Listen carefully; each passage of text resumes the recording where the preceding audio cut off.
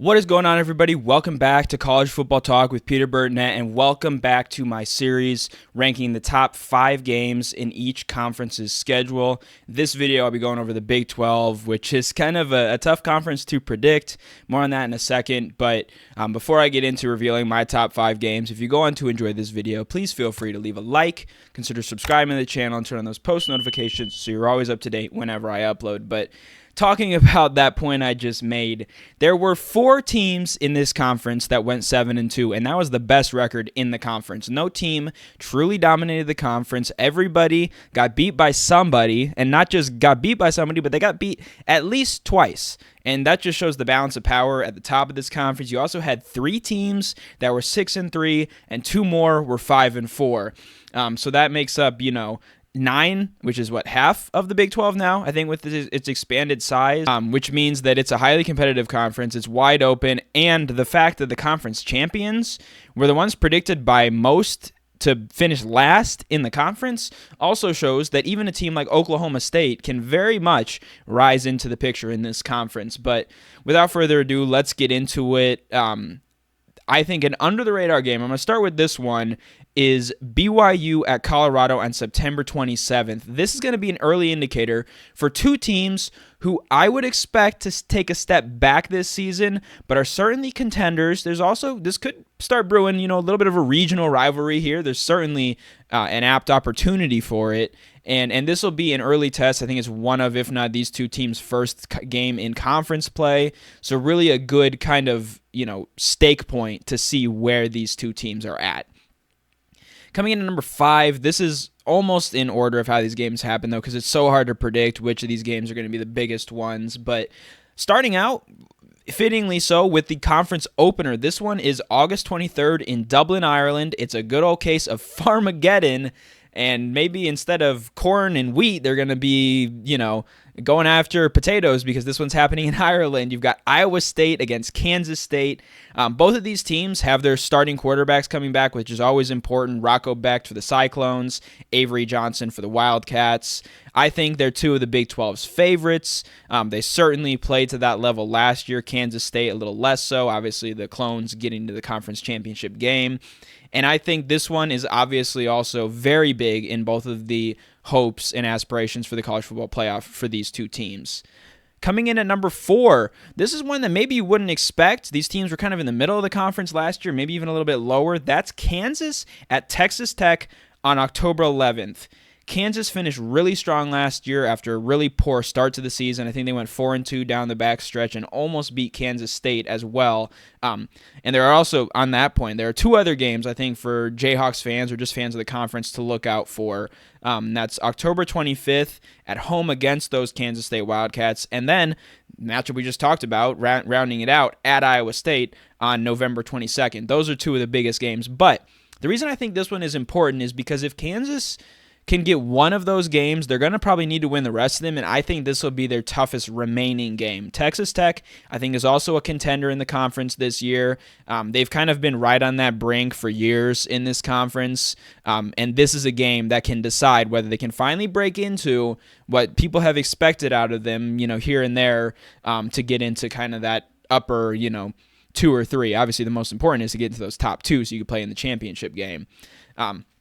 Then coming in at number 3, this one could be higher depending on how things go for one of these teams, or I guess both. This is Colorado at Kansas State. It's the finale of the conference season for these 2 teams on November 29th.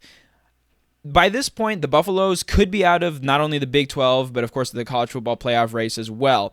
But if Coach Prime can succeed without Shedeur Sanders and Travis Hunter, this will be his ultimate game to try to get his Buffaloes to the college football playoff. They don't have a lot of other games besides maybe that BYU one that really jump out at me. Now, that's easy to say now when we don't really know what the future is going to look like in this conference. I mean, there's so many potential risers. Again, like I talked about earlier, you look at Utah, Arizona, and Oklahoma State. They were the 3 favorites last year, and they were, the bottom 3 or 3 of the bottom 4, and then the teams that you expected to be at the bottom is the one that ultimately won the whole thing. Now, that was because Cam Skattebo just went off, but I think Coach Dillingham is going to do good for Arizona State, but more on the Sun Devils here in a second. For these 2 teams, K-State, I think, is very likely to be in the Big 12 picture, to play in that championship game and to get to the college football playoff. This could be the game, though, where if Colorado can pull an upset on the road, because most likely it would be unless Colorado really just has an incredible season and is undefeated or one loss at this point, they would be the underdogs going into this game. So that's my number 3.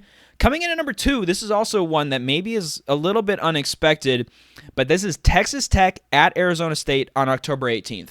These are the 2 teams in the Big 12 with the most returning production, and they're actually 2 of the top 4 teams nationally with returning production. I think Clemson maybe is up there. I feel like I remember seeing them at the top of the list, but I know these 2 teams are 2 and 4. Now, in the transfer era of college football, that's not always a good thing, but you look at the recipes of the last 2 national champions, they show you that it can work if you can make the right portal additions. You don't have to bring in a ton of guys, but if you bring in the right guys in the right spots, that can be huge. And I think, obviously, Arizona State, which with Coach Dillingham, who I already mentioned, are still going to be there. And this is also early enough that if they do fall off, this could be the inflection point. If they are not quite as good, this will be the game that I think we'll find that out. If they are as good as they were last year, this will also be the game where they can prove that side of it. And then for Texas Tech, again, a lot of returning production. I think that can be good. You saw it with Michigan and Ohio State being the last 2 national champions. So that's why I have this one at number 2. Finally, maybe this one's a little bit of a cop-out. I think if I wanted to be more interesting, I probably would put Colorado at Kansas State here. But my number 1 game is a conference championship rematch. I know it's the same as what I did for the ACC, but it really is the most intriguing game at this point.